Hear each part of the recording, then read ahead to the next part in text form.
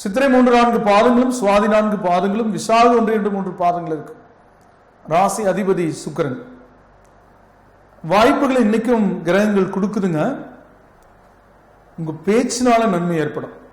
ஒரு வக்கீலா இருக்கலாம், நீங்க இல்ல பாடகரா இருக்கலாம், டப்பிங் ஆர்டிஸ்டா இருக்கலாம், மேடை பேச்சாளர் இருக்கலாம், நீங்க ஒரு சைட்டு வியாபாரியா இருக்கலாம். அது கூட பேசி தானே சம்பாதிக்கணும், பணம் போடாம. சித்திர நட்சத்திரக்காரங்களுக்கு அதுல ஒரு பிடிப்பு ஏற்படும். முடிக்க முடியாத ஒரு விஷயம் முடிஞ்சு அதுல கொஞ்சம் கமிஷன் நல்லா கிடைக்கும். பிரச்சனைகளுக்கு தீர்வு, மகிழ்ச்சிக்குரிய சந்தர்ப்பம் இருக்கு. விருந்து நிகழ்ச்சி நடக்கும். நீங்க வழிபடக்கூடிய தெய்வமா முருகன். சுவாதியில பிறந்தவங்களுக்கு மகாலட்சுமி வழிபாடு உங்களுக்கு பரிபூர்ண நன்மைகளை கொடுக்கும். நல்ல சாந்தம், ரஜோகுணம், தமோகுணம், சத்துவகுணம்னு 3 குணம் இருக்கு. அதுல அந்த சாத்வீக குணம்ங்கிறது தான் அதனுடைய அம்சம் மகாலட்சுமி.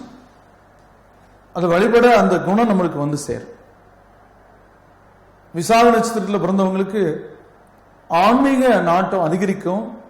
மலை மேலே உள்ள சித்திரங்களை வாழ்ந்த இடத்துக்கு வழிபட போவீங்க நண்பர்களோட.